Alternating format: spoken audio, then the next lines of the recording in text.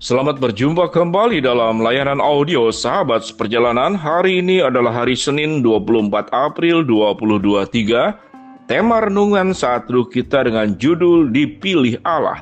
Dipilih Allah. Firman Tuhan terambil dalam Kolose pasal 3 ayat yang ke-12. Karena itu sebagai orang-orang pilihan Allah yang dikuduskan dan dikasihinya, kenakanlah belas kasihan, kemurahan, kerendahan hati, kelemah lembutan, dan kesabaran. Mari kita berdoa. Bapa di dalam surga, terima kasih bahwa Engkaulah yang memilih kami dan bukan kami yang memilih Allah, yang membuat Allah itu bisa bersama dengan kami. Biarlah ya Tuhan kami memahami hal ini dengan benar. Dalam nama Tuhan Yesus kami berdoa. Amin. Shalom sahabat seperjalanan yang dikasihi Tuhan, dipilih Allah. Ada sebuah pertanyaan yang cukup menarik dari salah seorang anak sekolah minggu. Pertanyaan itu diajukan kepada guru sekolah minggu, mengapa manusia yang dipilih untuk diciptakan menurut gambar dan rupa Allah, kenapa tidak makhluk yang lain? Misalkan mengapa tidak burung mungkin yang diciptakan menurut gambar dan rupa Allah? Atau ikan yang ada di laut yang diciptakan menurut gambar dan rupa Allah? Kalau seandainya burung dan ikan diciptakan menurut dan gambar dan rupa Allah, maka dalam keyakinan saya, yang baik burung maupun ikan, dia akan memiliki kemampuan-kemampuan seperti yang dimiliki kemampuan di dalam diri manusia. Namun tentunya ikan dan burung bentuknya tidak lagi seperti demikian. Dia akan punya tangan, dia akan punya kaki, dia akan punya kemampuan berbicara. Dia akan punya kemampuan melihat, mendengar, kemampuan otak yang tentu yang terbaik. Tetapi mengapa manusia yang dipilih diciptakan menurut gambar dan rupa Allah? Karena itu memang adalah pilihan Allah. Kalau ada pertanyaan, kenapa Adam dan Hawa yang diciptakan sebagai manusia pertama dan kedua? Kenapa tidak yang lain?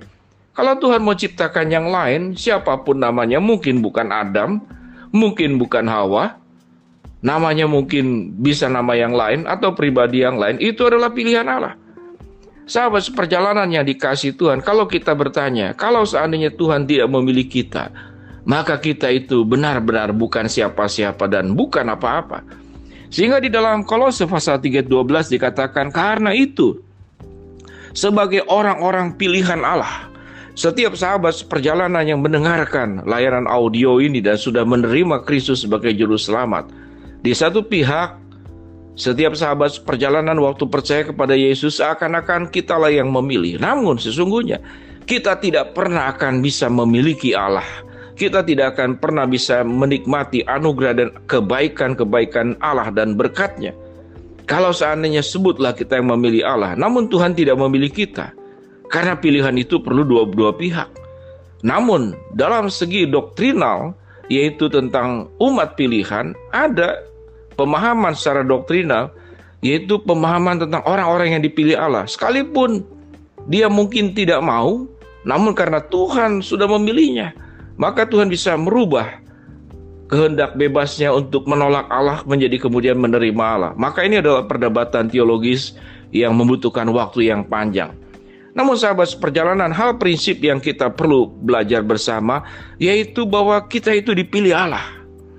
Kalaupun kita memilih Allah atau tidak memilih Allah, sebutlah kita memilih Allah, tapi Tuhan memang tidak menerima kita, maka kita pun tidak akan menjadi siapa-siapa dan tidak akan menjadi apa-apa. Sahabat seperjalanan yang dikasihi Tuhan, kalau kita memahami bahwa kitalah yang dipilih oleh Allah, maka sesungguhnya kewenangan, kuasa, kedaulatan itu sepenuhnya ada pada Tuhan.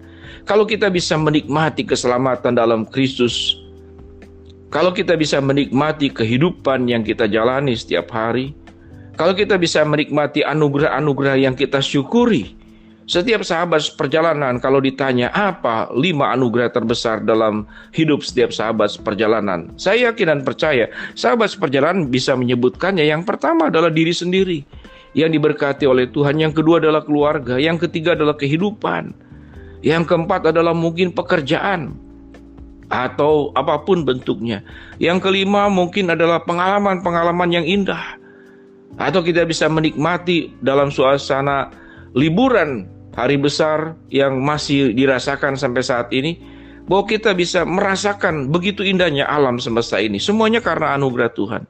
Dengan demikian sahabat seperjalanan, kalau kita sebagai orang-orang yang dipilih oleh Allah, yang firman Tuhan katakan, karena itu sebagai orang-orang pilihan Allah yang dikuduskan dan dikasihinya, ada dua hal yang Tuhan lakukan. Setelah Tuhan itu memilih kita, Tuhan itu menguduskan kita.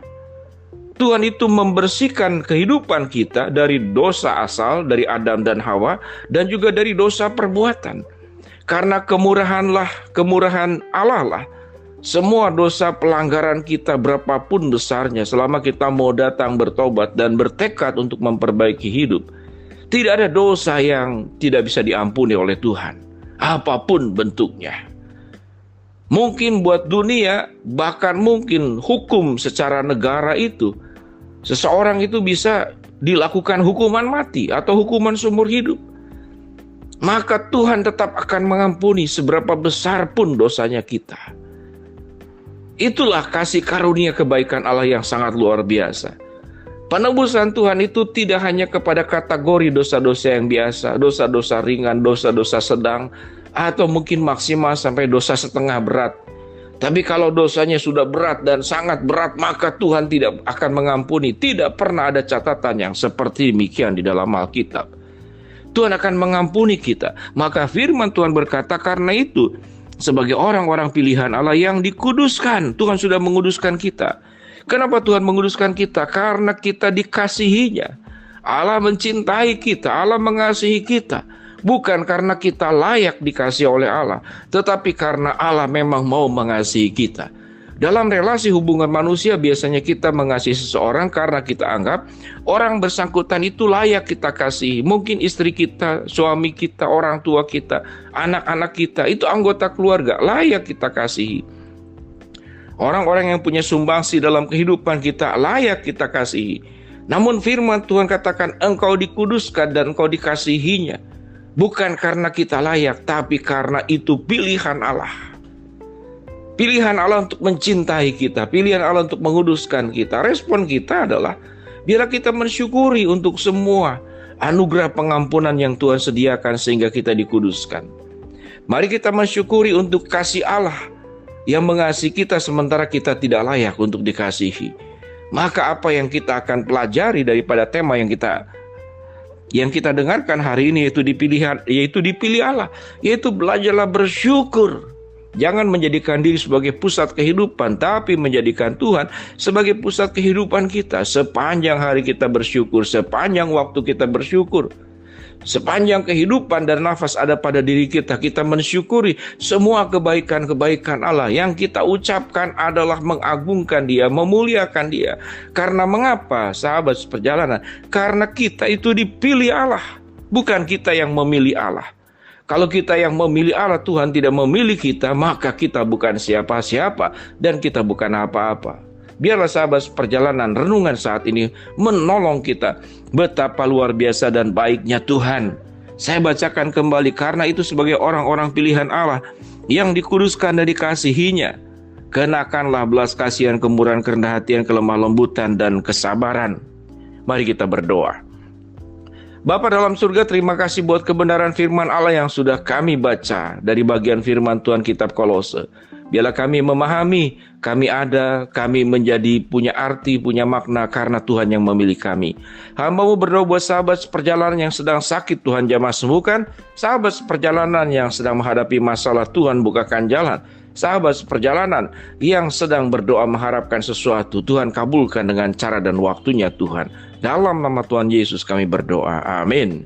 Shalom sahabat seperjalanan, Tuhan memberkati kita semua.